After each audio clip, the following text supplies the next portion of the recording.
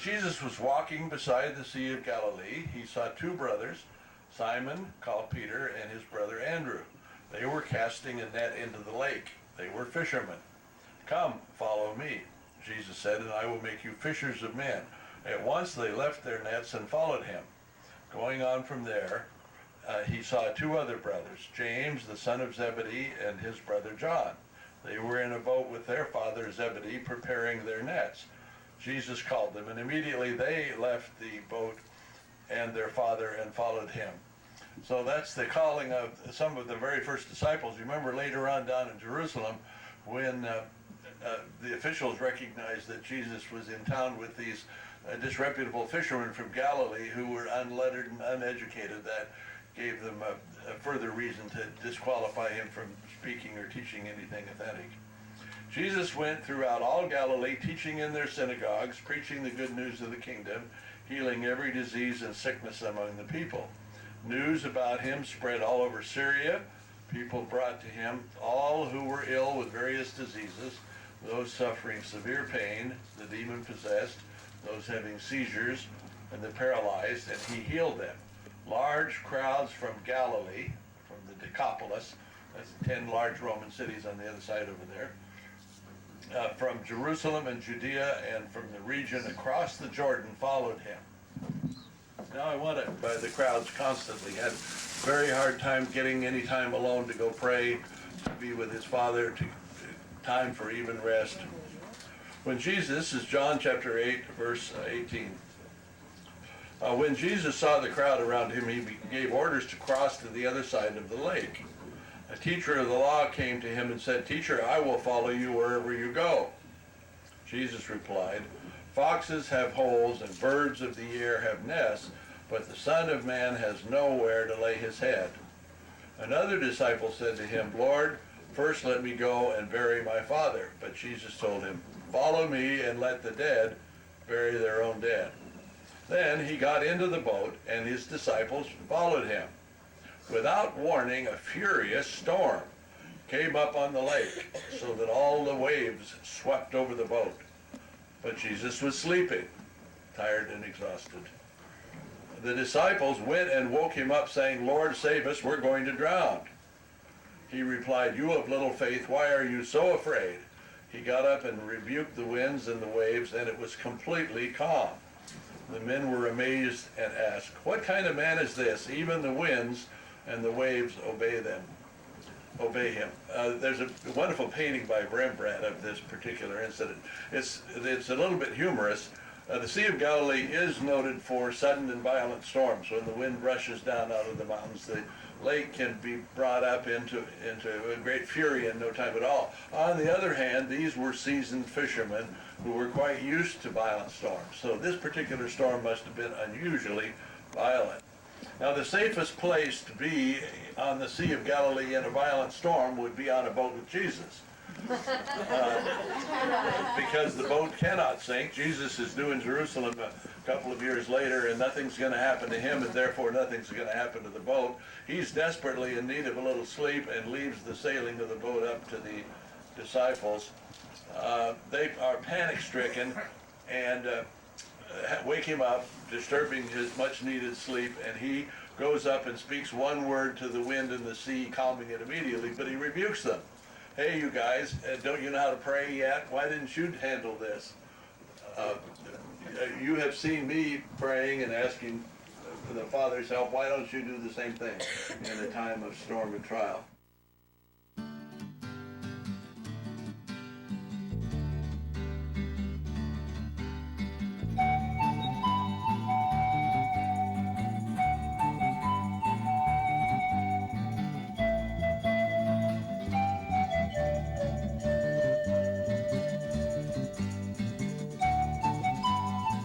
Look at this modern church over here. This is 9 years old now, built by the Franciscans over a very holy site. Now, underneath the church, the remains of a very ancient house have been discovered. And according to the archaeologists, those remains are the remains of St. Peter's house. So this is where St. Peter's mother-in-law was healed by Jesus. So those remains have been left over here. And in the 5th century AD, a Byzantine church was built above those remains. So we can see now the walls of that church. and mosaics from that floor, that Byzantine church, built 1500 years ago. We believe that the church was destroyed by the Persians, and then this is why the Franciscans, after they excavated the site and renovated those walls, decided to build the church above the site to protect it.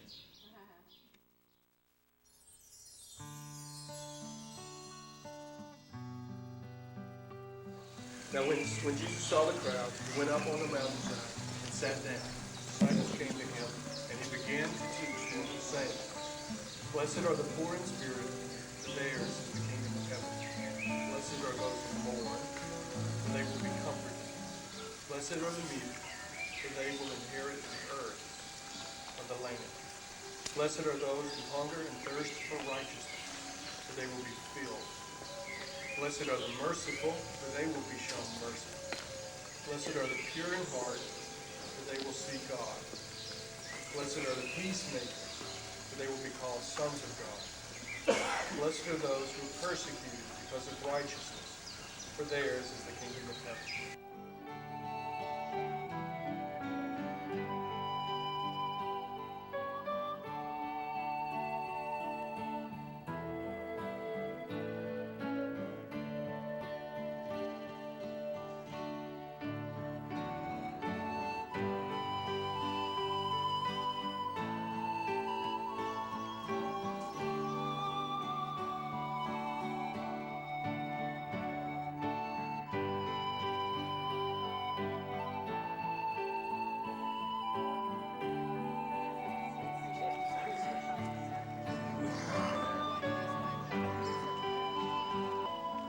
I think I'm just dipping my feet in at least.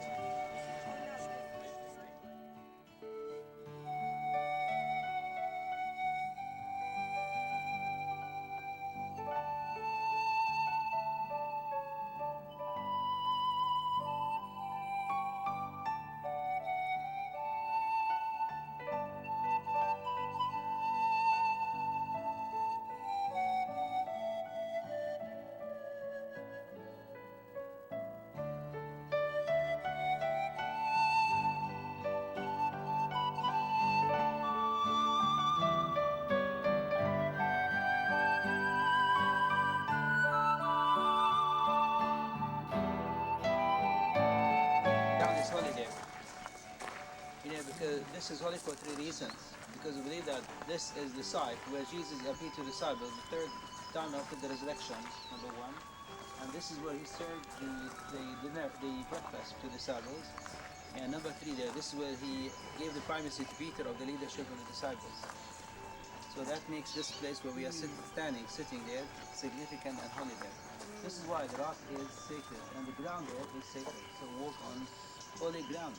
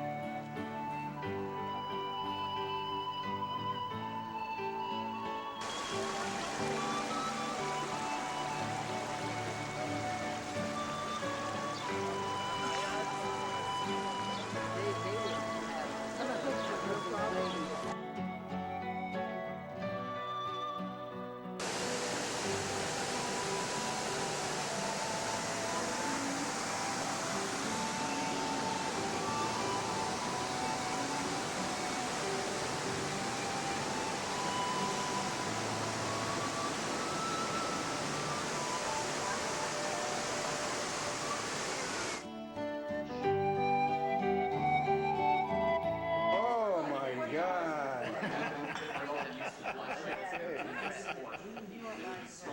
There you go.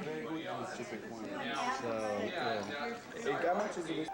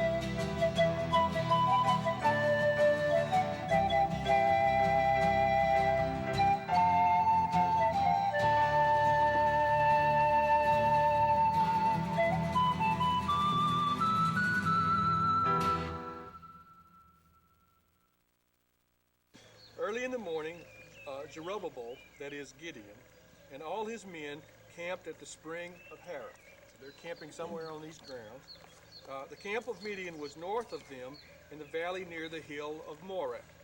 The Lord said to Gideon, "You have too many men for me to deliver Midian into your hands. In order that Israel may not boast against me, that her own strength has saved her.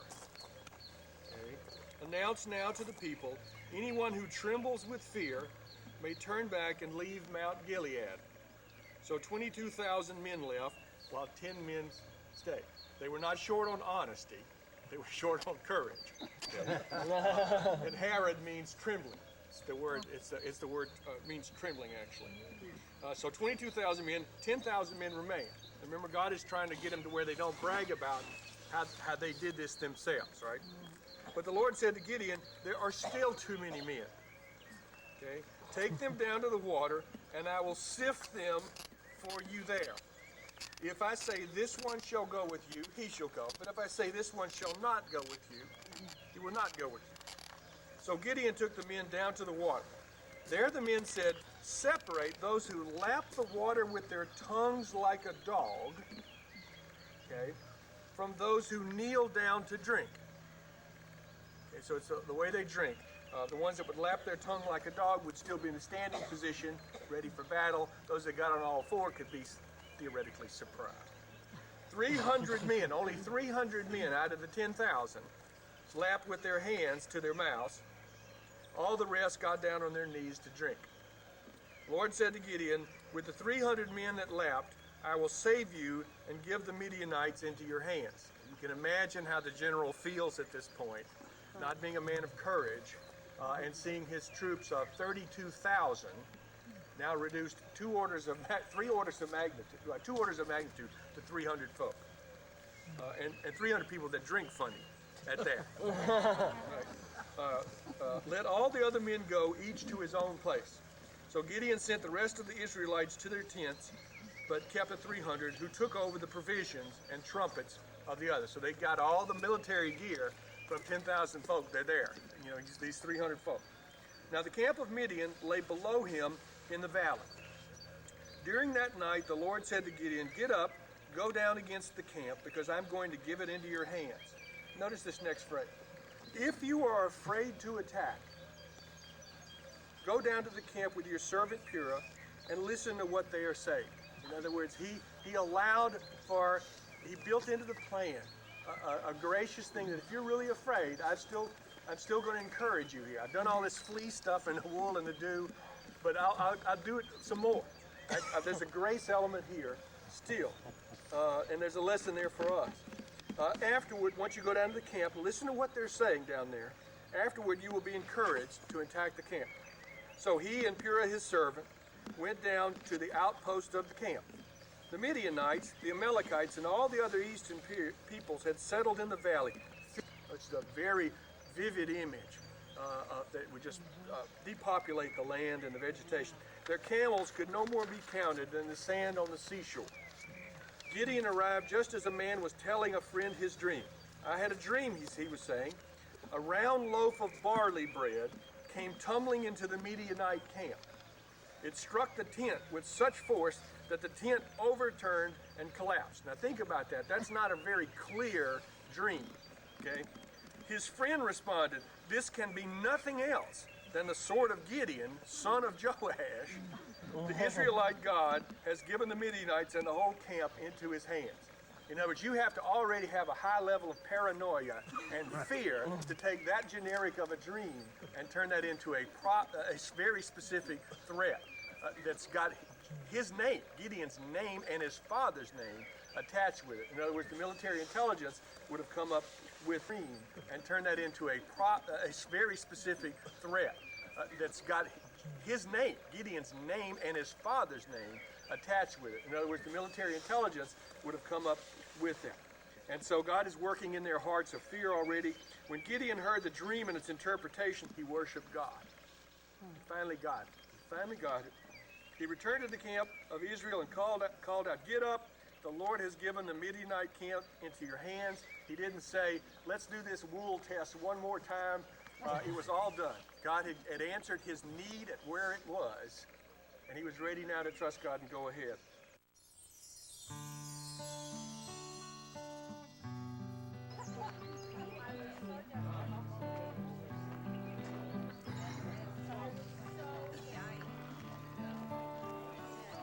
That's a lot of ruins. That's a lot of room.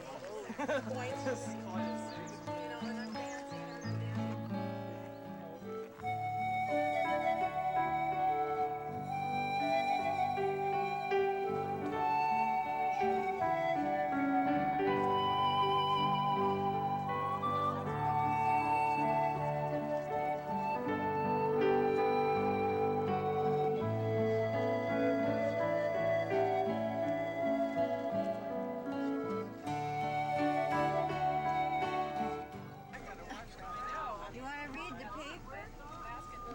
There's Ryan. Hi, Dad. Hi, Daddy.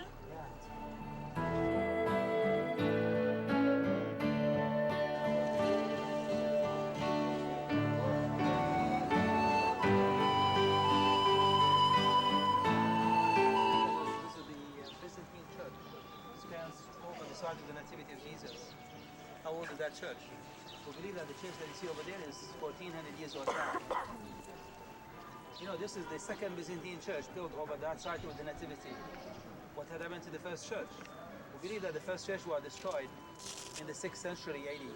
And by whom that church was built? It was built by Queen Helena Constantine in the year 335 AD. And that church was destroyed, and the second Byzantine church was built over the same side. And that church was never destroyed, even by the Persians. You know, I mentioned one day that the only church which wasn't destroyed is Bethlehem Church. This is the one which wasn't destroyed. Why? Because we know that when the Persians invaded the country, they came to Bethlehem, and they went into that church that you see over there, and they saw the representation of the wise men dressed as Persians. So they decided not to destroy the church, they left it. So this is why this church wasn't destroyed. Nice. So you are standing in front of the oldest church in the world. So where is it? The oldest one. Where is the oldest part of it?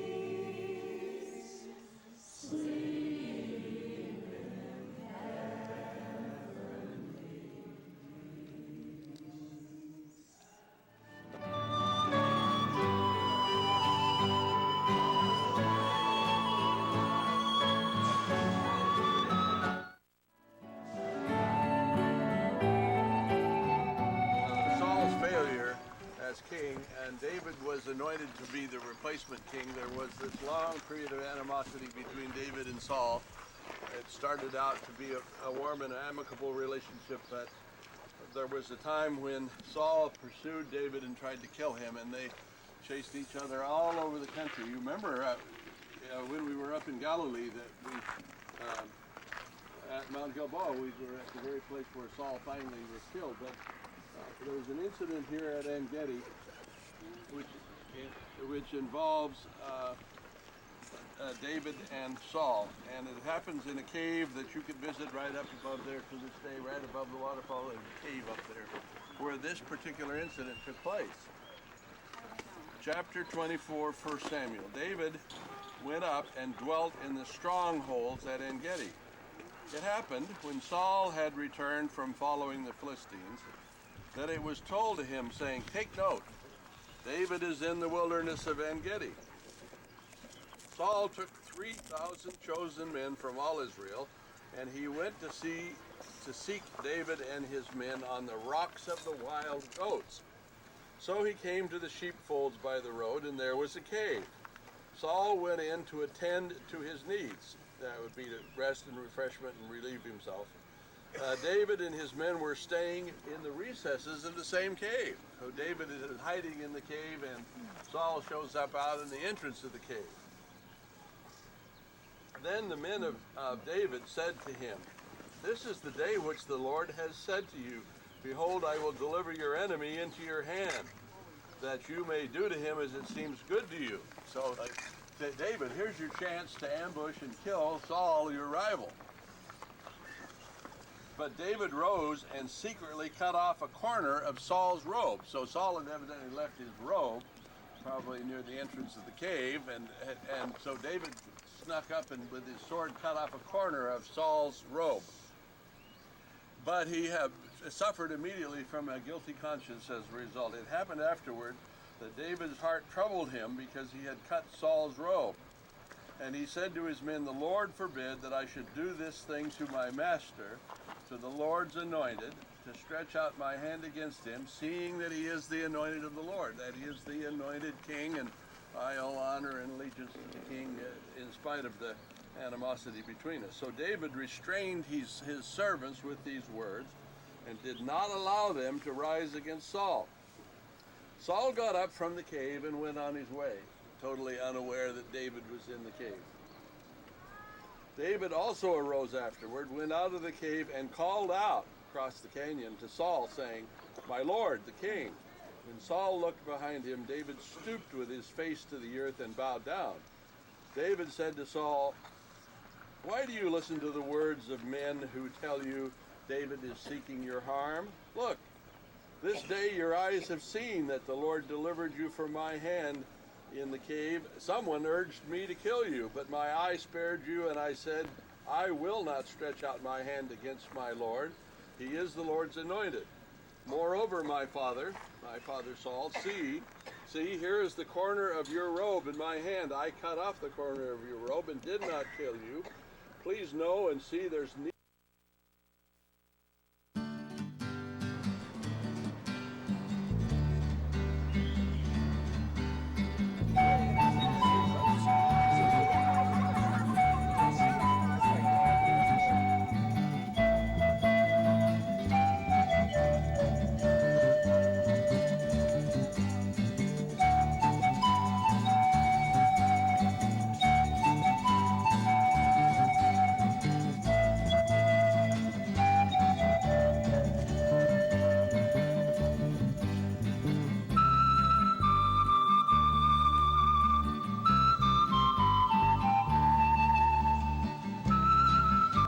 In this area, the roads are flooded.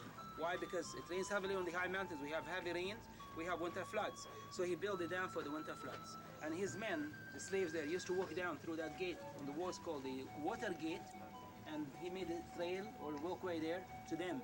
And then from there they got to the dam, carry the water on buckets there, and bring the water to the cisterns and destroy the water in those cisterns, which remain under these structures over here. So he had enough water. And then the rooms were the storerooms where he stored the stuff, the food stuff, here in this part.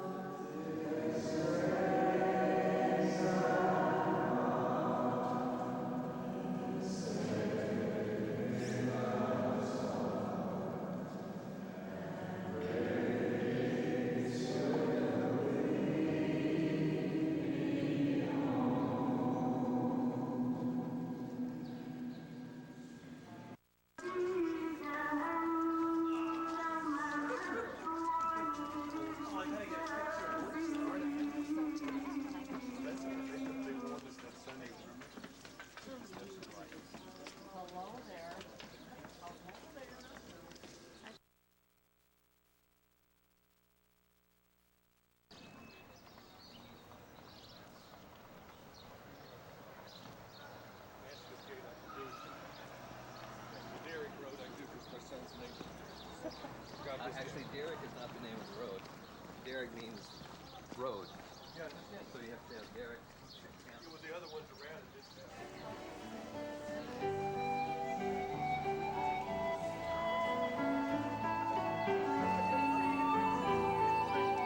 David wants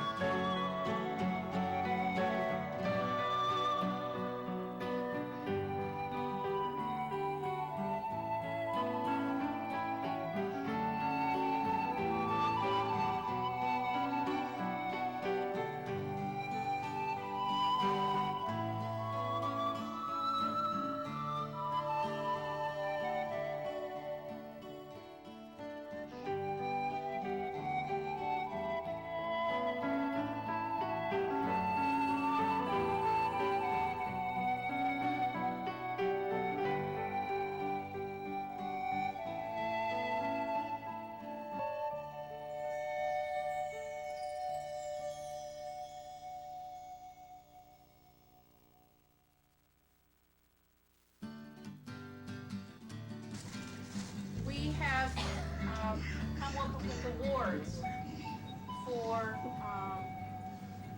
each and every person as far as a token of our love for each one. And the first one will be Nancy. Nancy, your graduation present is you are the sacred singer from the Forum in Jordan.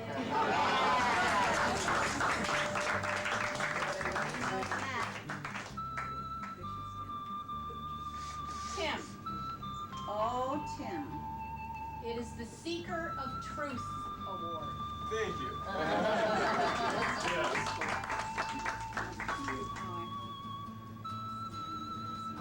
Well, Ryan Davison's is not here, but he is the Moses Award for leading the children around and around and around in the wilderness. Who is this? Ryan. This is from the old city. And our Energizer Bunny, the keeper of the Bunny Award goes to Lois. Oh, my. And you need to know I am still hyper. She's still energizer. Joan, you are the bravest camel rider of Petra Award. Hey, Joe.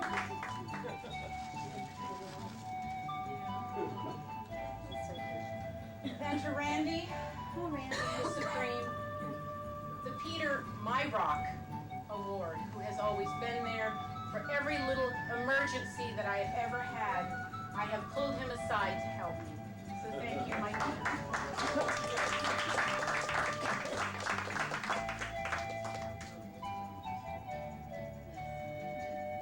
Anna, you are the fearless horseback rider of Petra. You are having such a good June, the greatest of greatest endurance award. I am so I'm the proud of nose you. blower.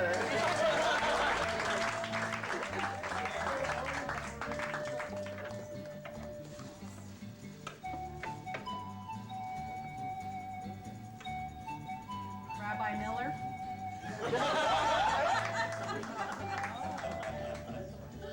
The first century man BCE award, and we are changing the PC, political correctness. As Christians, they've tried to eliminate before Christ. We have now deemed it before Christ entered. So if anybody ever asks you what BCE means now with the new age, it is before Christ entered.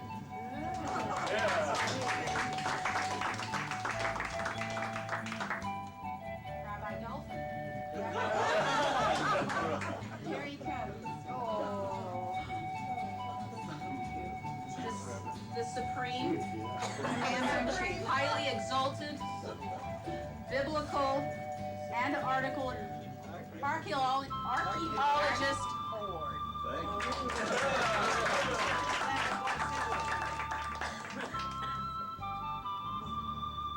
Peggy, furniture importer from abroad.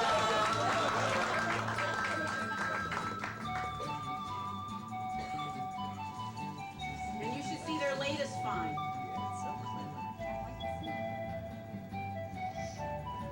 Ralph, along with your wife, you are also the Energetic Bunny Award. He keeps going and going.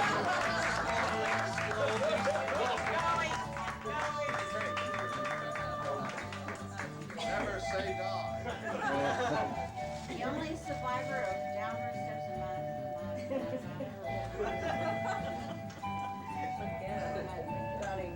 Samuel, the Digital Scribe.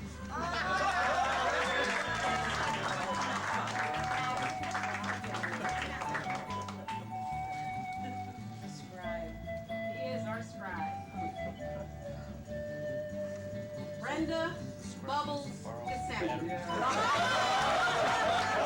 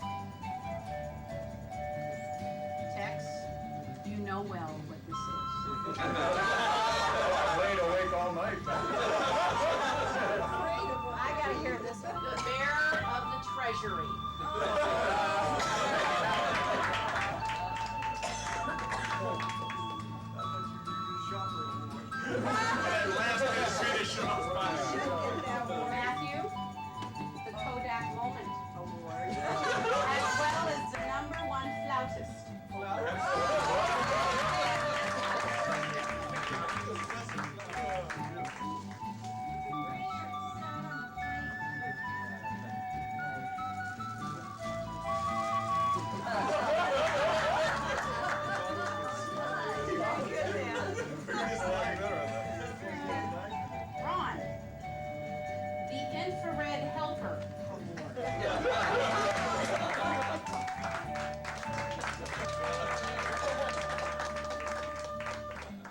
Steve?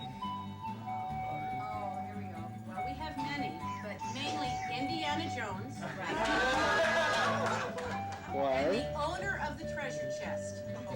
Oh.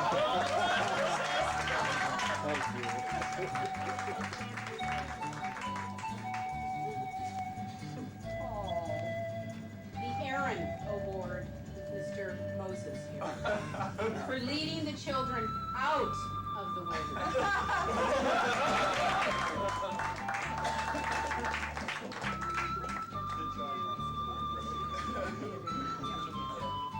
And of course for Phyllis, she's been my helper, she's been my banker, she's been my confidant. I had a list about this long and now it's in my suitcase and I can't find it. But she has just been a treasure from the minute of planning the trip and helping and thinking of everything and always being there for the support. When I asked her to find your list. Yeah. And for working out all these awards, which is what I appreciate. One very important award, obviously, for herself, because I wouldn't give Dawn her own award. She had written down a couple of titles, and then I was working, and you were all in the turkey fads last night, and I chose one for her that I thought was very appropriate, and it was her worth is greater than 50.